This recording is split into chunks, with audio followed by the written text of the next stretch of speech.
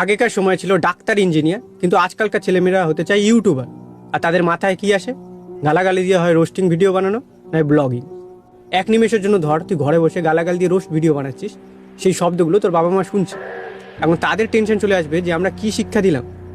এখন সেই ছেলেটা যদি আমায় এসে বলে, দাদা আমার বাবা মা আমায় সাপোর্ট করে না, তুই নিজে ভেবে দেখ, তাদের জায়গায় নিজেকে রাখ, তোকে কি সাপোর্ট করা উচিত? আরে দাদা কি বলছো, এশিয়ার নাম্বার 1 ইউটিউবার, বাংলার কত বড় ইউটিউবার, তারাও তো এরকম রোস্টিং নিয়ে গালাগালি দিয়ে কোথায় জায়গায় চলে গেছে। আরে ভাই, তাদের পাড়ায় তাদের ঘরে ওটা নর্মাল, কিন্তু তোর বাড়িতে তো গালাগাল দেওয়াটা নর্মাল না। আমি এটাই বুঝাতে চাইছি, তোর বাড়িতে তো এটা নর্মালাইজ না। এবার আসি ব্লগিংয়ে। এটা তো ভাই পুরো জেনারেশনের কাছে ক্যান্সারের মতো ছড়িয়েছে এই ব্লগিংটা।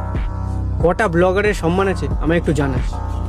এবার হয় তুই এই দুটো ক্যাটাগরিকে ভালোভাবে প্রেজেন্ট কর, না এই দুটো ক্যাটাগরি কি থরি আছে? এন্টারটেনমেন্ট আছে, কমেডি আছে, কুকিং আছে, ফিটনেস আছে, বিউটি আছে, ফাইন্যান্স আছে, সেলফ ইমপ্রুভমেন্ট আছে, অজস্র ক্যাটাগরি আছে। আর যদি আরও কিছু না থাকে, তুই নিজে নতুন কিছু আন।